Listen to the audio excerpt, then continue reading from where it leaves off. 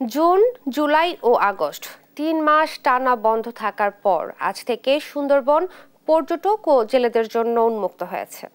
মাছ ও কাঁকড়া আহরণ শুরু করেছেন জেলেরা। প্রতি বছর ১ জুন থেকে ৩১ আগস্ট পর্যন্ত বন বিভাগ প্রবেশ নিষিদ্ধ রাখে, কারণ এটি বন্যপ্রাণী ও মাছের প্রজনন মৌসুম। এই সময় মানুষের অনুপস্থিতিতে বন্যপ্রাণী অবাধে বিচরণ করতে পারে।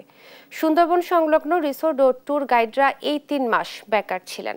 খোলার ২-৩ দিন আগে থেকে দেশি বিদেশের পর্যটকরা বন বিভাগের নির্ধারিত রাজস্ব দিয়ে সুন্দরবনে প্রবেশ করছে।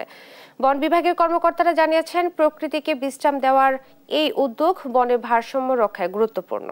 ২০১৯ সালে প্রথমবার ২ মাসের জন্য এই নিয়ম চালু হয়। পরে ২০২২ থেকে সময়সীমা ৩ মাস করা হয়। রাজস্ব প্রদানকৃত নৌকা ট্রলারের রং সংকেত থাকায় অবৈধ নৌকা প্রবেশ করলে বন আইনের ব্যবস্থা নেওয়া হবে।